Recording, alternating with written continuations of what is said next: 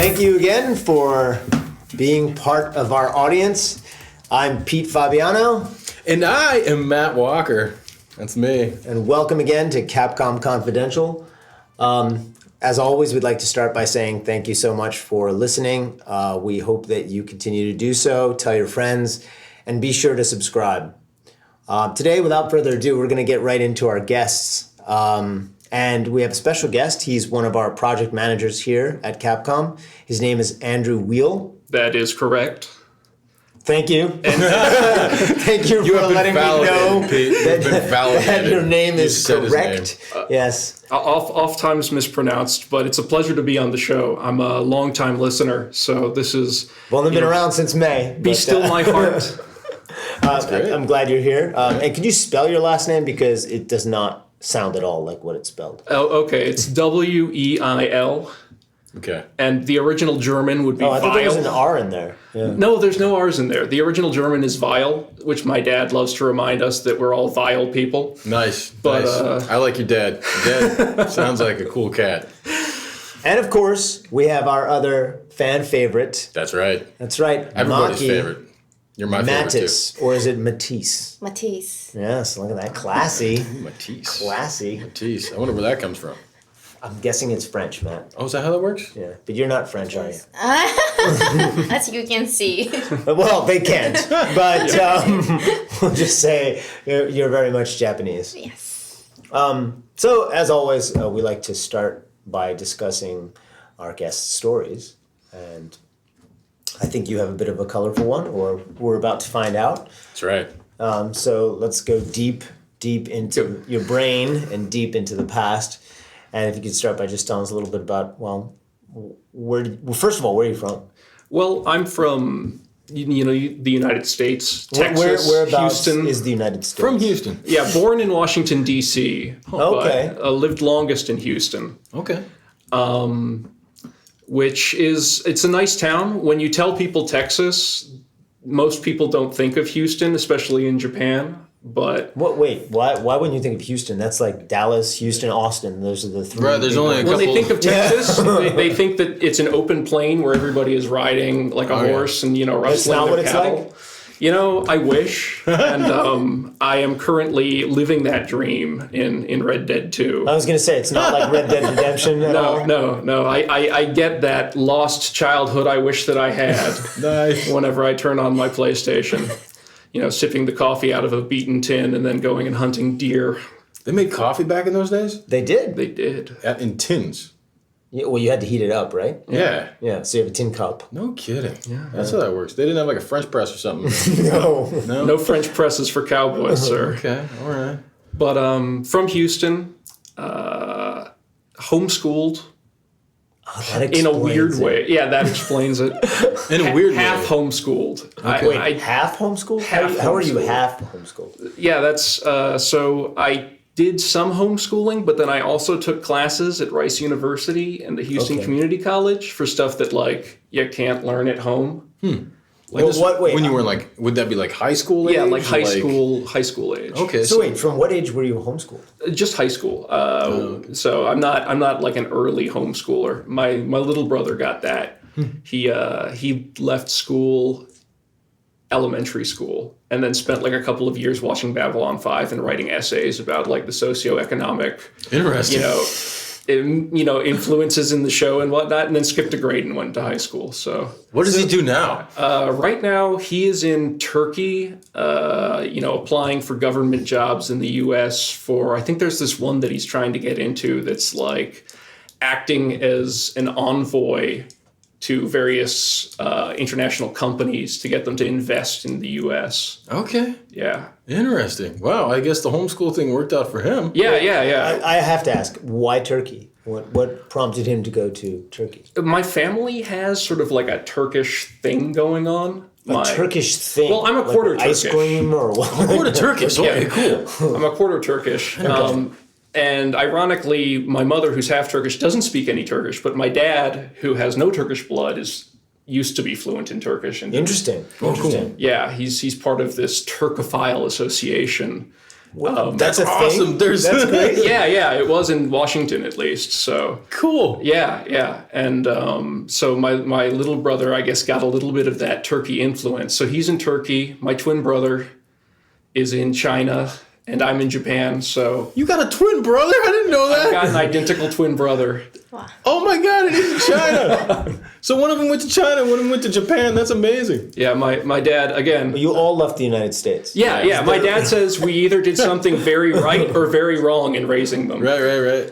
I believe it. Yeah. I believe it. That makes a ton of sense. But, So with homeschooling, how did you get? I guess in your case you were a little older, but socialization, I imagine, is going to be a bit of a challenge, right? Because you have usually school, you have friends and you have people around you, and you have to deal with some of the hardships that come with relationships. How did you deal with some of that? well, I did go to high school for half a year. Right. And so I just kept connections with the people in that high school. Primarily my Dungeons and Dragons group. I guess this is Cool. Yeah, I'm one of those paleo nerds, you know. Paleo. Wait, now we're going to diet? No, not the diet, but sort of like the classic tropes of Dungeons and Dragons, reading manga, watching anime, you know, playing video games. You mean an otaku? Yeah, exactly. Right on. Exactly. Another word for that is paleo. I did not know that. No, but I was meant as opposed to the new nerds that are sort of more stylish. Wait, right? there's actually a term. Wait, paleo refers to the old nerd versus the new nerd? Well, it's more like, you know, there's paleo conservatives and neoconservatives. Okay. And I'm thinking like there's like neo nerds now, right? So you've coined this. You're making this your own Yeah, thing. I'm That's going to what have you're saying. to. Yeah, I'm a paleo nerd, man. Okay, that's new. So you're teaching me stuff. I didn't realize Right. paleo nerd was a thing. Now we know. And knowing is half the battle, Pete. Yeah, that's right. Right. G.I. Joe. Oh, don't. I'm sorry. Copyright infringement. No, it's fine. It's fine. But Wow, okay. yeah, I'll avoid speaking in memes here on out. That's good because I probably won't be able to follow you. Okay. I'm old. You're too old. Man, okay. So you kind of kept up with those friends from high school that were in the half a year there. But before high school though, you were in like normal like public school? Yeah, and that was back in Virginia mostly. Where did that come from? Oh, cool. Virginia's I was born in D.C. Right. And so like elementary school, I spent in Northern Virginia. I see. We lived in a house in the middle of a national park, which was weird. The cats loved it. My cats. How many thought it cats did you have? We've had like 3 constantly. When I see. one dies, another one is sort of cycle subbed in. one The in. Trinity must be kept. right on. Triumvirate. The triumvirate. All right. 1 cat is lonely. 2 cats is like imbalanced. 3 cats is a social sphere. I see. Interesting. Yeah. Wow. How do you get a house in the middle of a national park? Well, that's a good question. Thank I've you. never actually asked my parents why Okay. they chose that place. Was it like on discount or something? Right? Like, Yeah, I you know, it's a really good question. I should ask them sometime. I don't think it was on discount. I guess they just liked it being surrounded by nature, Well, that's pretty. that's pretty sweet. but it was not anywhere within walking distance. So I Did you spent a lot drive of through the national park? Or did guys you have would like drive up to it, and then before you entered like the park station and all Right. that, there was like a little hill you could go up, and like our house and several other houses were up there. Oh, okay, so you weren't the only house. Yeah, we weren't the only house It's like there. a complex or something. Yeah, like a little neyborhood of like 4 houses. Okay. Yeah, Wow, yeah. crazy, man. So that was So it's like the land that time forgot, kind of. yeah, a little bit. You know, the backyard sort of just went into a primeval forest. Wow. Oh, neat. Must have been a lot of fun as a kid. Oh yeah. It was great. We could go hiking and just like you could just walk in a direction and try to remember which direction was back, and you know just hike out there. It was pretty cool. It's sort of ironic that I then became like a total inner homebody, like Right. you know. But it was interesting. It was interesting. So what took you guys to Houston? That would be my dad's work. Okay.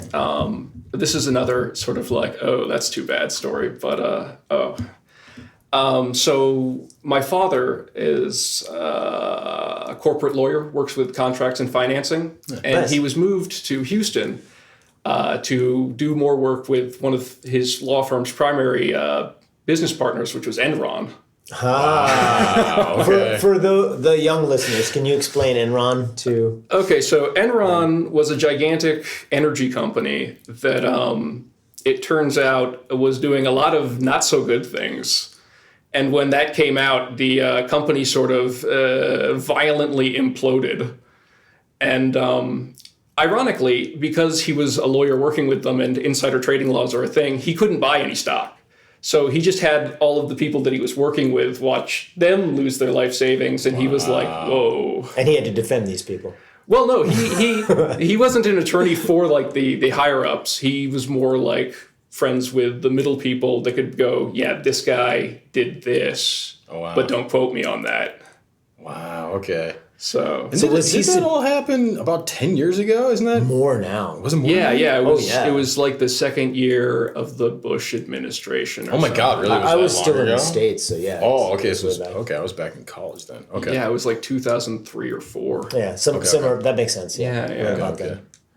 Wow. Okay. So And so that brought you out to Texas then. it brought us out to Texas. Afterwards, you can imagine that my dad lost a lot of passion for his work in the years after that. He didn't like the kidding. corruption.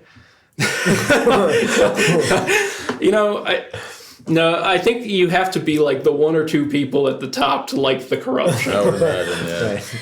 But he was not one of those people. So, yeah. And So I'm assuming he moved on from Enron after the whole fiasco. yeah. And eventually like retired from the firm to do other work. Though his main thing in terms of like his life goal is he's a collector of rowing art and trophies and other paraphernalia.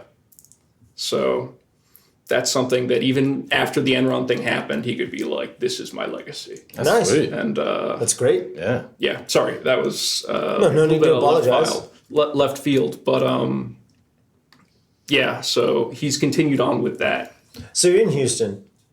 You graduate from your half homeschool, your half high school, and then I'm assuming you went on to college.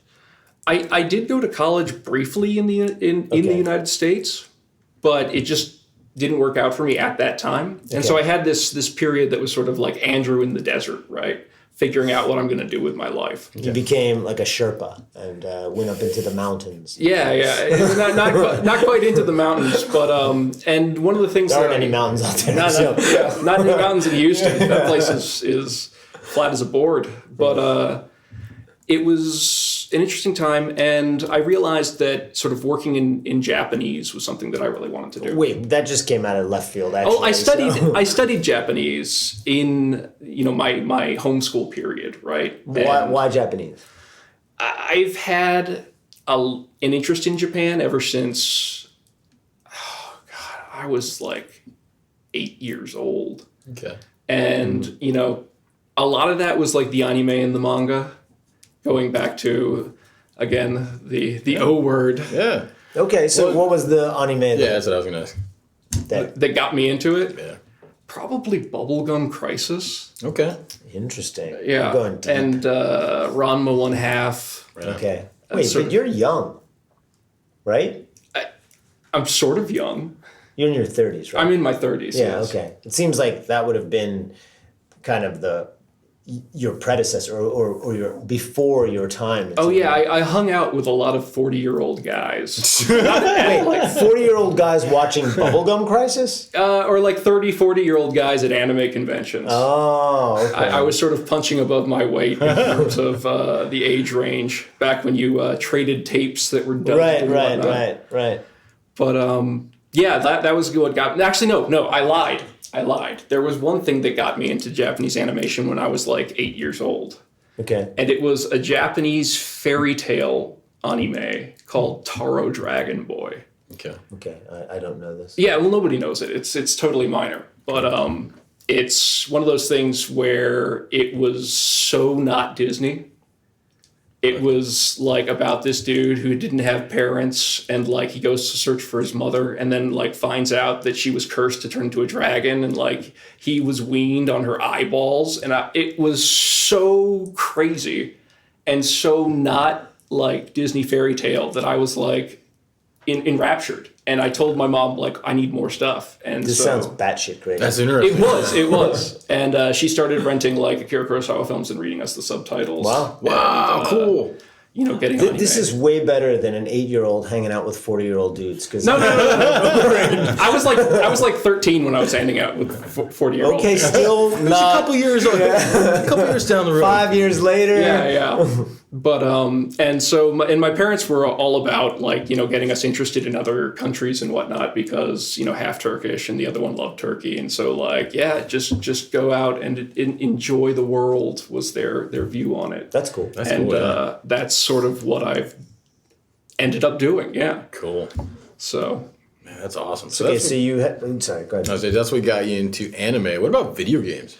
no, video games. I mean, I was 5 years old when I got my first, like, Nintendo Entertainment System. All right, yeah. So you started with NES. Yeah, I started with Mario, and my parents also got me Romance of the Three Kingdoms. Whoa. Nice. I was For 5 a years old.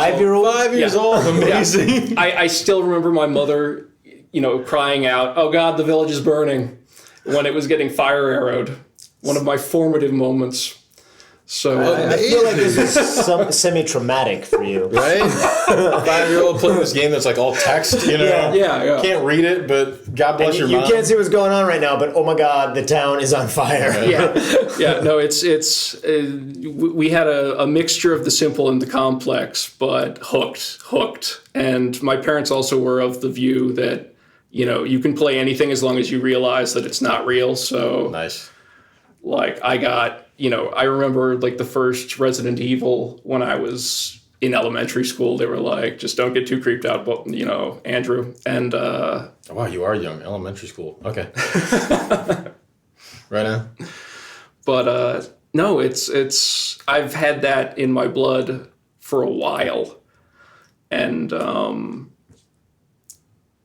yeah.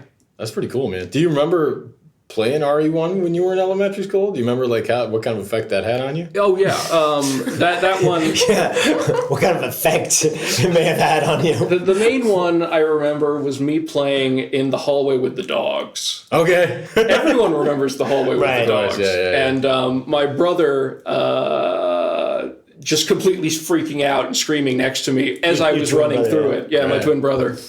So everybody's got their things they remember. RE2, also, like, a huge favorite of our family. So So the whole family was into games.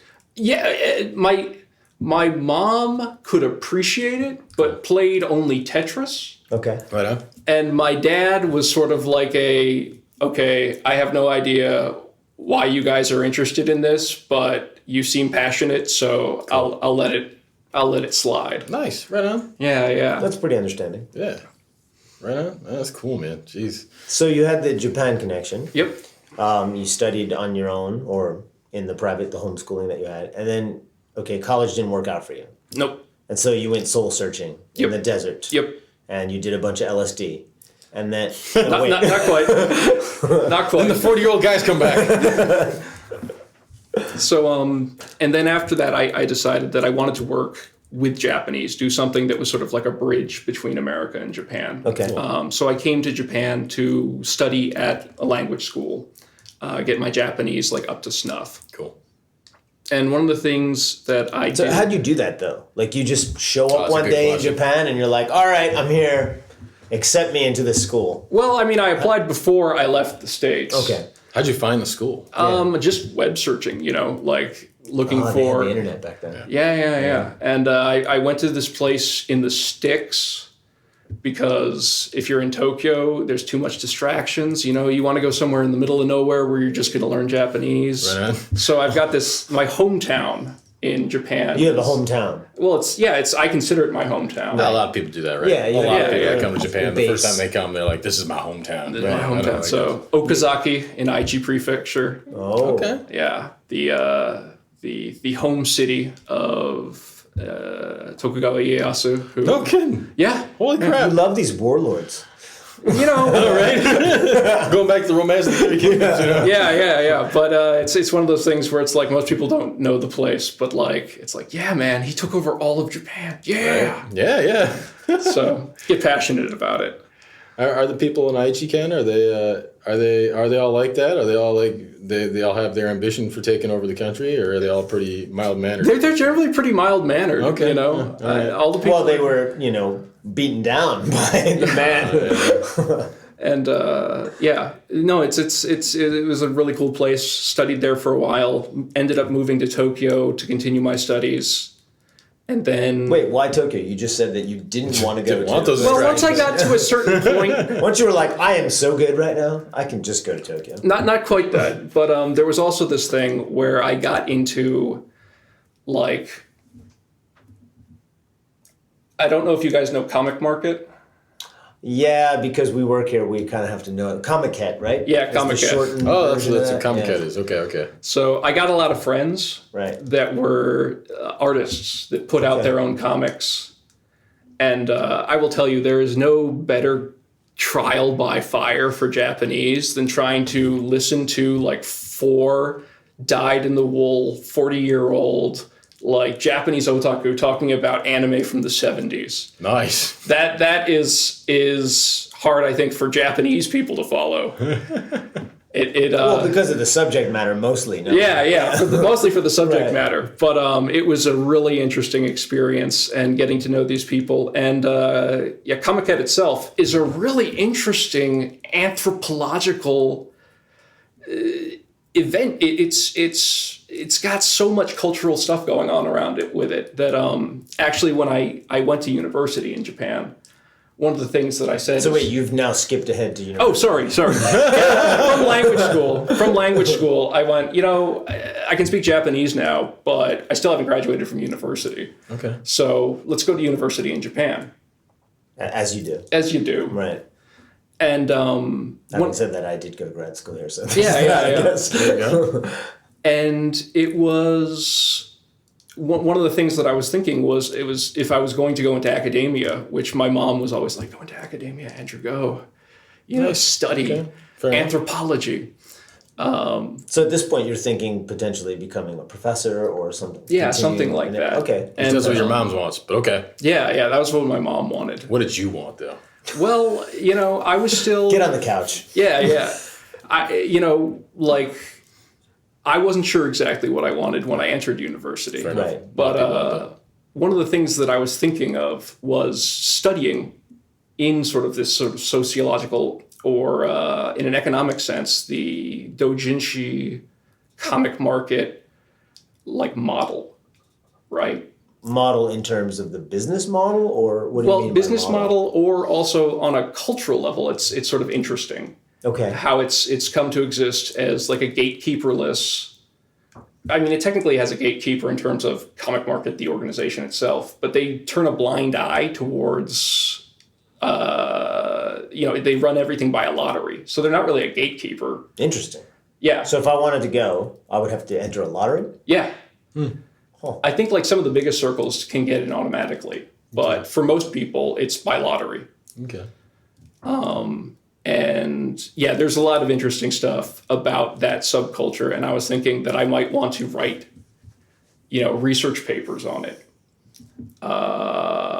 When I first went into university, leaving university, I was more on like, I'm just going to try to find work as something like bridging the gap between. Wait, so what was your field of study in university? Was it anthropology? It wasn't anthropology because they didn't have very much good anthropology stuff in the department that I was in. I ended up studying department? international business. Oh, well, at the, that's very, very different. very different.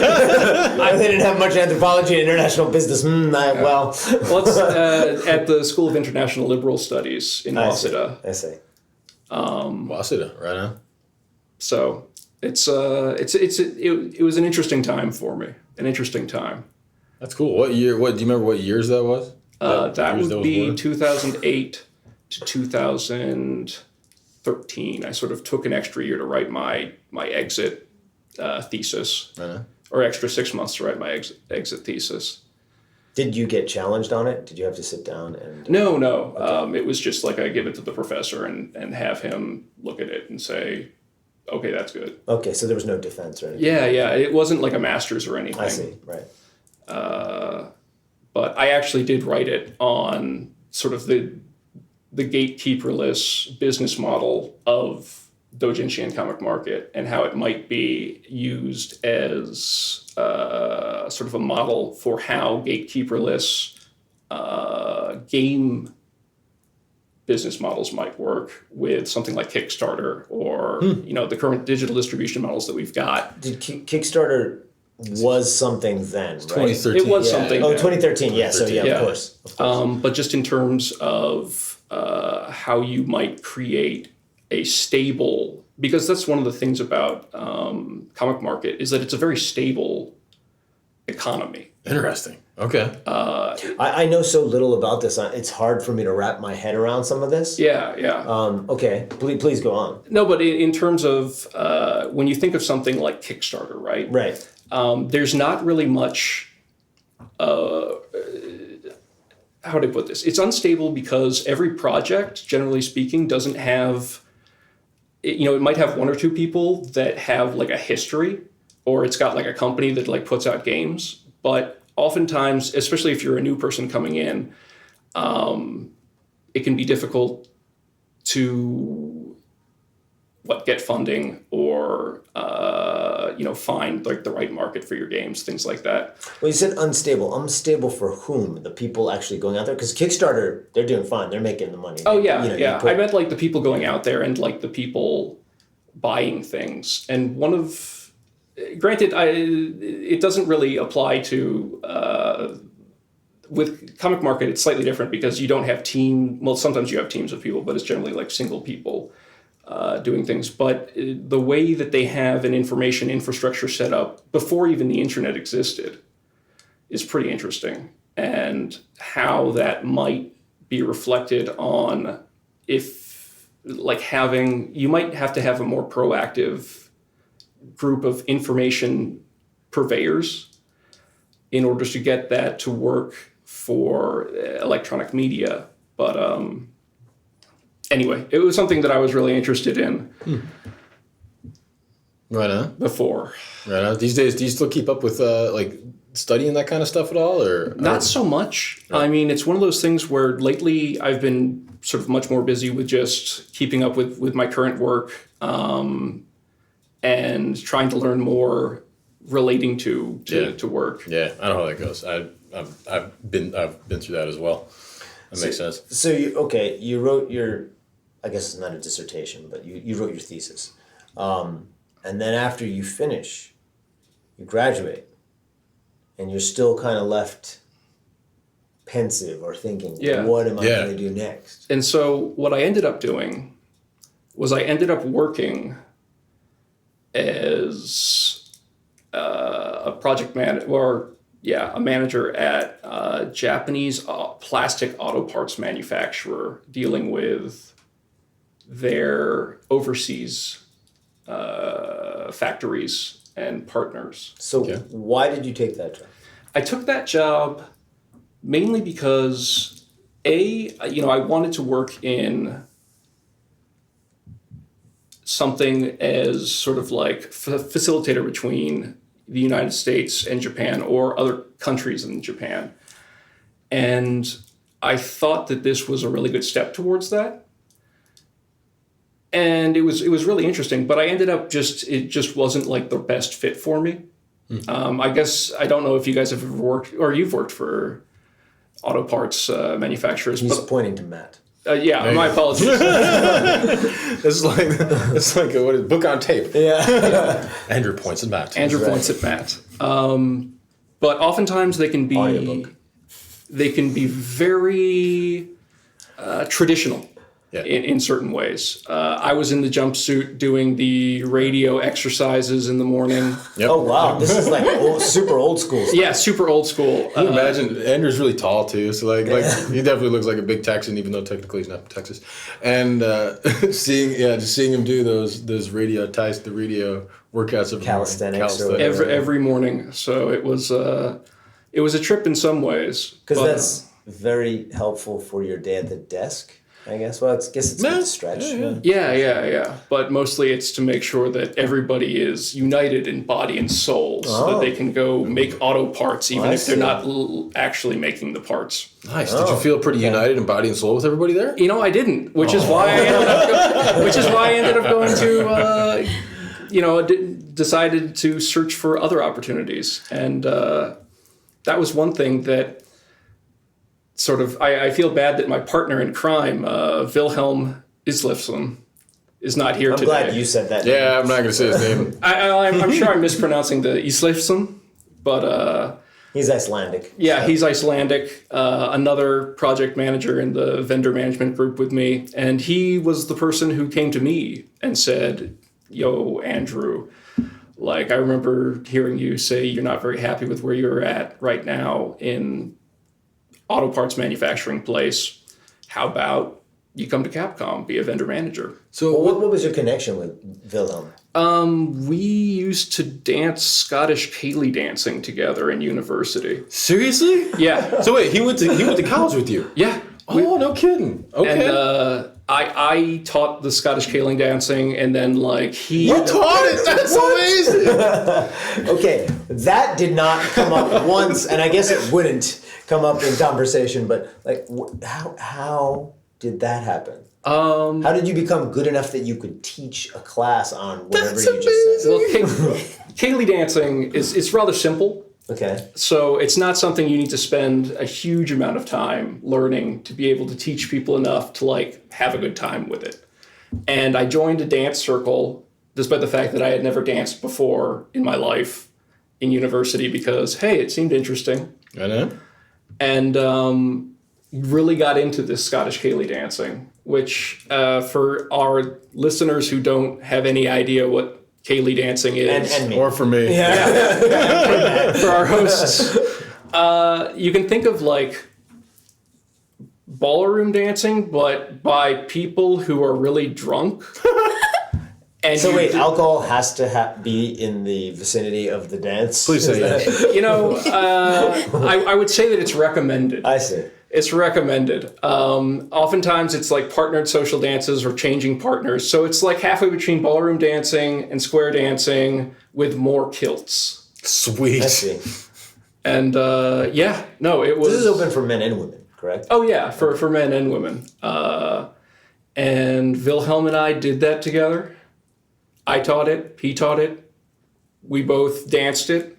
And... yeah, that's sort of where we forged our brotherhood. That's amazing.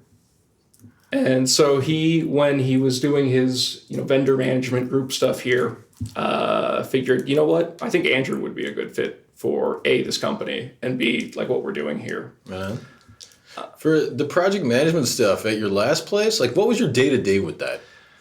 My day-to-day for that would a lot of it was fielding questions and other communications just with the technicians, for instance, in Mexico or in, China, mostly it was Mexico and China, and then also sort of our partners in Germany. But then also making sure that the schedules for the ramp-ups, for instance, were going according to plan. So checking in with the factory about is this leather covering, test thing going according to plan? Is this, the set of the molds? How is that, going? It was a lot of sort of just confirming and then drawing up rough schedules as well, going forward. But it was not necessarily something that set my heart aflutter. Yeah, understandable. Yeah. Okay, so Billy came to you. Also, I call him Billy. I don't know if... No, that's what I call him. You call him Billy too? Yeah. Technically, it's probably Billy, isn't it? It is Wilhelm. technically Billy. But he calls himself Billy, so... Yeah, he calls himself Billy. Oh, this good. is... He as well has the, in Japanese, my name is different thing going on. That's true. So, Billy in English, Biri in Japanese. And as well as my name, my last name, at some point in my past got changed. So in English, I am Weil, Right. but in Japanese, I am Wetter. Wedu. You are Wedu. You're pretty Wedu. Thanks, man. So he pulls you over to Capcom, and like, what happened then? Like, so you get in. What's the first thing you start working on? Are you in the same group that you were then? You should know what is. I some know. of the first That's why I things prompted you, baby. Yes. Yes. So this is one of those things that when I first came into Capcom, I remember my boss calling me into a meeting with Matt here and saying, well, we need Andrew to start getting to work on stuff at the beginning. So I want him to help you out with the documents for DMC5 Yep. for outsourcers. And so I had this long period where I got to be, I suppose, let's put it as a translation monkey for Matt there. But that was like the best intro. Nice. To coming into a company coming into a gaming company because you learn like a huge amount about all of the technical parlance. Right. Looking at like the previous documents and then going forward with it. And B, it's just really cool. It is, right? It's so awesome to just be going through all this stuff for like all these creatures that are being created and see the artwork and translate the text about like, oh, this guy is a confidential information here that I can't necessarily say yet, but you guys should really look forward to all the awesome monsters that are going to be in DMC5. Yep. And so I'm glad that you brought that up because it was really great to be able to do that under you. I think that's a great kind of place to work in a company like this because when you're helping out with the art pipeline like that, right? Because it's helping out with, okay, how do we make this asset? You get, like you said, you get an eye on the design. Right.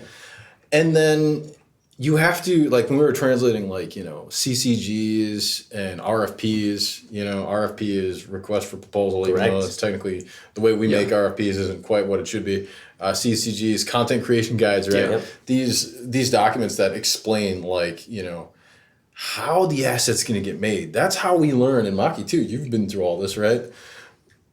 You learn so much about the tech, and stuff that like you never would have known otherwise. Like I was a programmer, but I never like learned anything about 3D assets until I came to Capcom, Well, that's part of the education system or the training in a way, right? It's part of shadowing.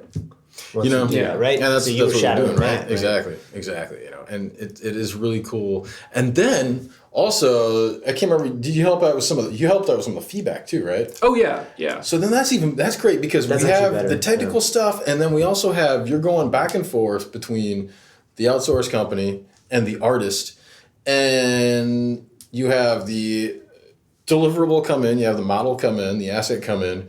And then the artist going, okay, this needs to change, and this is why, and this is what we want you to do. And then we're learning, so now we're learning the technical aspects, but we're also learning the artistic aspects as well, right? Yeah. Like, okay, so this is, in order for this to look realistic, there needs to be more variation here or whatever. And it is great. There's just so much learning involved. And every day it's like, okay, what's going to happen today? And then once you go beyond that, you get to the point where you understand enough where you can know when to give feedback back to the team in terms, because now you are basically the conduit and the communication between the external partner and the internal partner. And if you don't understand, there's no way the external partner is going to. Yeah. No, there's definitely times where I've had the feeling of like, okay, you're saying X, but I think you're trying to say Y. Right.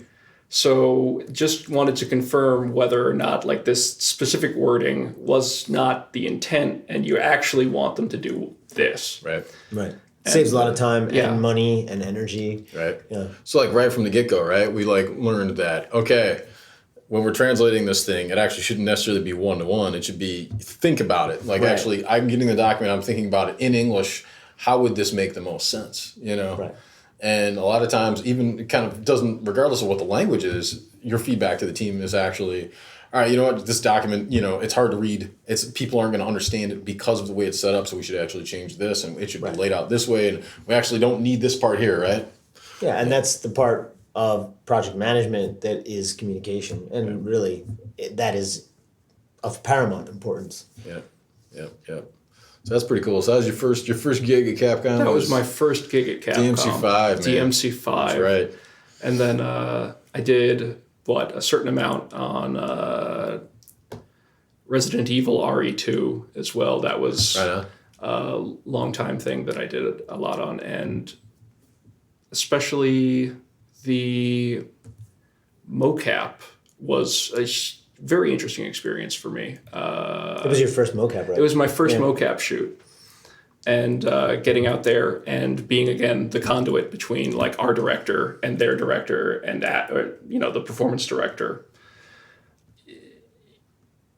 You really do have to understand what they're looking for and make sure that you're keeping all the communication channels open.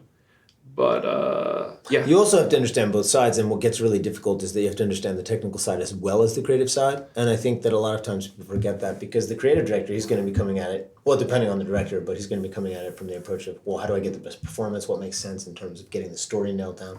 Whereas a lot of times you'll have maybe an animation director on the floor, and he's going to want a certain set of animation that, well, that means that you can't have the stage or the acting set up in a certain way because it doesn't link to the way you want the set or the scene to actually fall into place. And then you have to deal, well, do I want creative to win? Do I want technical to win? How does this all happen? And so your job becomes a bit integral when you're looking at mocap. That was one thing that luckily I didn't have too many difficulties in that area, but it's one thing where I realized how much more about the technical side there was to learn. Oh, man. And like the example we always talk about with that is like the whole like, okay, well, the technical guy is saying, look, in the game, it's going to transition where this character is going to come from this spot, so we need him to come over here, where it's like, you're like, but he wouldn't be there. He wouldn't be there in that situation. So creatively speaking, in terms of the scene, it doesn't make sense. Right. How do we reconcile that? Yeah, that happens a lot, right? Yeah. That is something that, ultimately, I guess you have to try to find like the perfect thread the needle, so to speak. I know. And I'm hoping that we managed to do that for Resident Evil RE2. Right. And I don't think you have to call it Resident Evil RE2. You're just shortening it. Because you're used to Biohazard. But isn't that not the actual it's title? Biohazard RE2. In English, it's just Resident Evil 2. That's all it is. Resident Evil 2. And the RE is colored. Yeah.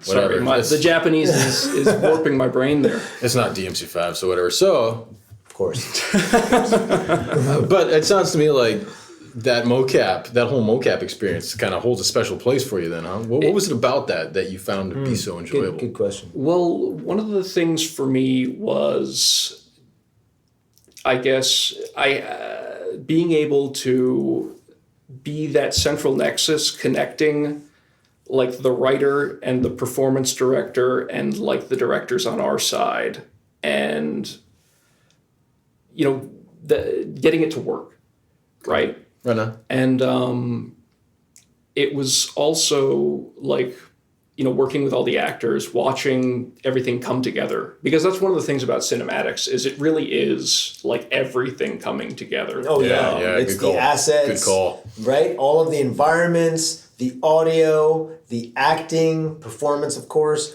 All of that comes together in that one space. That's true. Yeah. It's really complex. Oh, yeah. You need to have everything prepared and ready in order to really get the mocap nailed down. Yeah. So it was one thing where I just really learned that there's so much more to learn. And I've been slowly trying to study more about that, animated textures on faces and other things about sort of the different kinds of maps and... Like, countries and stuff, right? Yeah. You're referring to UV maps, of course. Texture maps and all that. But it's deep and it's interesting. Right. Yeah. And so that's something that I'm hoping to spend more time on, as we go forward with other titles that can't be revealed yet, but, trust that Capcom is constantly developing cool stuff. I don't know what you're talking about. We just stopped working. I don't know what could possibly be cooler than DMC5, but we'll see how it goes. I guess that means did you work on RE7 at all? I came in at like just the end of RE7. So Okay. this was like the second thing that they told me to do. Okay. Was they asked me to lay some groundwork for writing a post-mortem on RE7. Oh yeah, I remember that. Which was sort of strange because remember I this. wasn't involved in the mortem. Right. Like this is like Right. you're asking some guy that just comes off the street and be like, yo, tell us how this thing worked out. But that was also another like, just immersing myself in all of the documentation. House of Moves, like I never worked with them. I feel like I did. Thanks for leaving a huge amount of documentation to work with on that. Do you feel like you worked with me? Yeah. It's and so RE7, really interesting project, Cool. but not one that I pretty much Right on.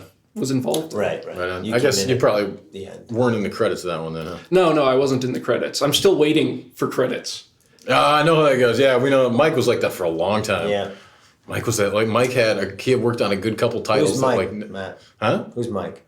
Mike's our buddy Mikhail Ignatov, Yes. and Former production That's manager. right. Former production manager. Now he's an artist here at Capcom. That's right. He was in our one of our most popular episodes where we got the team back together. That's right. That's right. So yeah, that's Mike. But he had that too. Where for a good couple He'd worked on titles. a number of titles, but unfortunately they hadn't been released or whatever. Or like he was credited like in Revelations 2 as like special thanks because like He did one he of the helped out with the voices. Russian stuff and he did the voice. He did some of the mood Yeah, boards and yeah, whatnot. yeah. But he had never, for the longest time, he had never been, credited as a production manager. Right. Did he finally get that? Did he? It was RE7. Is already 7? Yeah. Okay, finally. Okay, so there we go.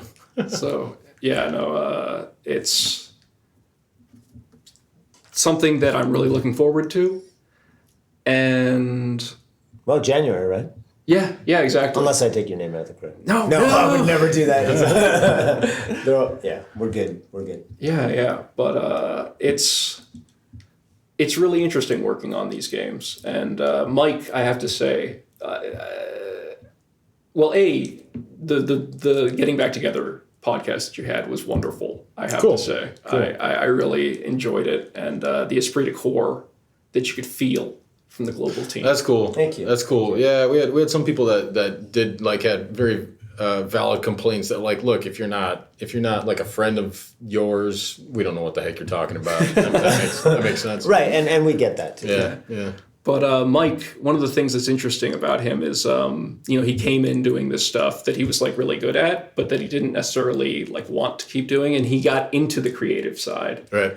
And that's something that I'm hoping maybe someday. Yeah. What kind of creative side would you want to get into? I would really love to be involved in like writing, like the coming up with more backstory, making sure that sort of like the lore of stuff makes sense, making sure that like character motivations are good. This is something that I guess comes from my tabletop role playing game. Oh, that makes sense. That makes Stuff sense. of or other fandoms that I've been part of just wanting to have everything like planned out and make sense. Yep.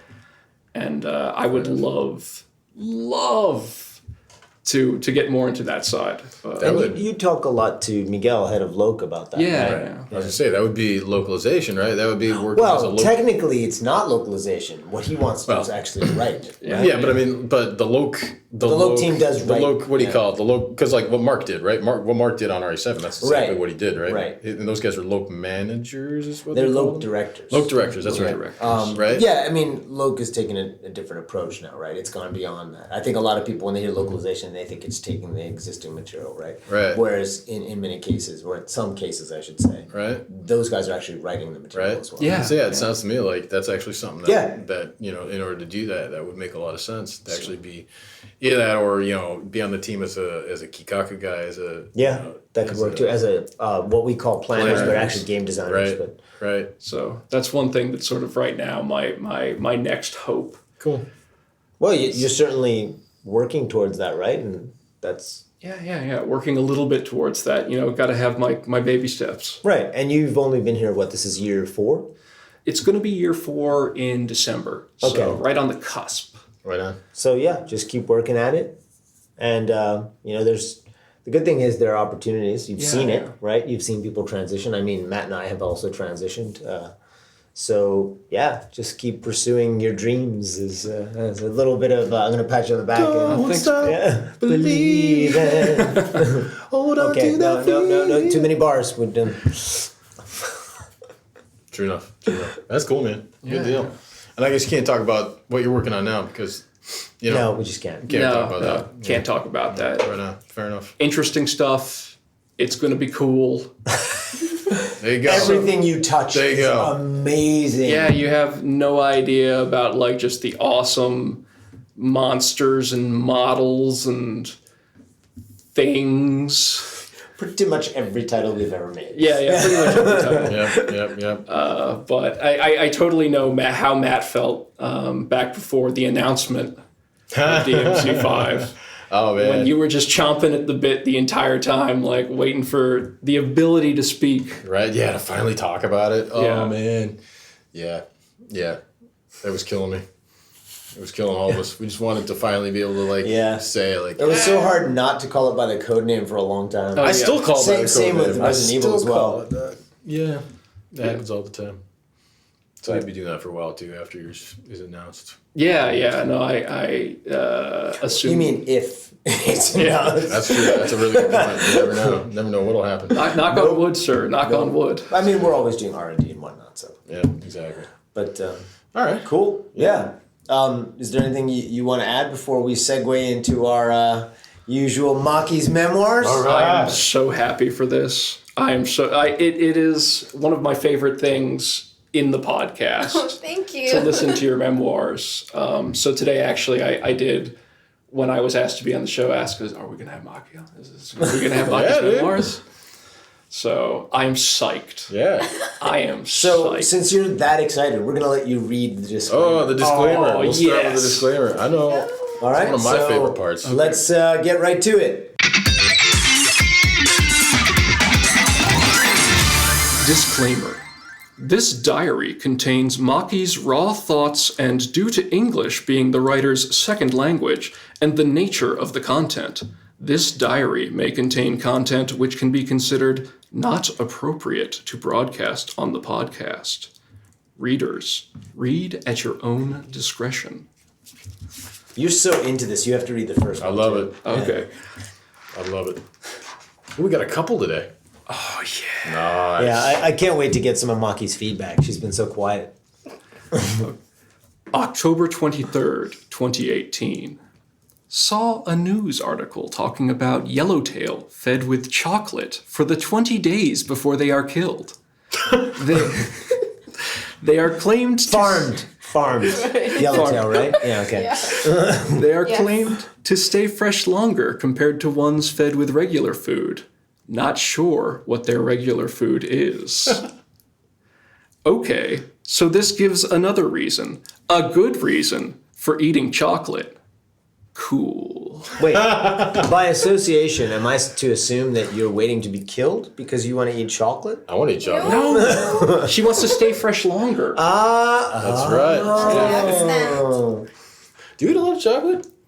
I do. Do you really? Never noticed. You don't look like you eat a lot of chocolate.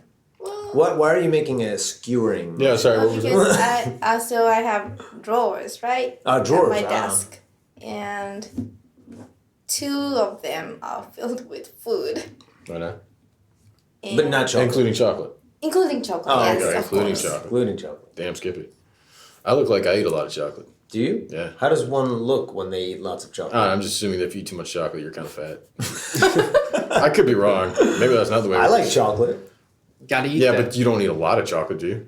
I dabble here and there in the chocolate. We should really get on to the next All right. one. All right, fair enough. All right, we can do. Who's gonna do next one? All right. Well, I'll I take wasn't it. finished. Oh, there's more. my bad. Oh. Sorry about that. Continue, please. Went to the store and got a box of bitter chocolate. I'm taking a good care of myself. Nice. So wait, do these You're getting witty here. I like that. do these The wittiness. yellowtail feed on dark chocolate, milk chocolate, This is just regular chocolate. regular chocolate, the people cheap eat, stuff, Okay. right? I guess. Okay. So like the Meiji chocolate. Right. Meiji. It's like our Hershey's. the Japan's Yeah, equivalent of like a Hershey's. Hershey's bar. That's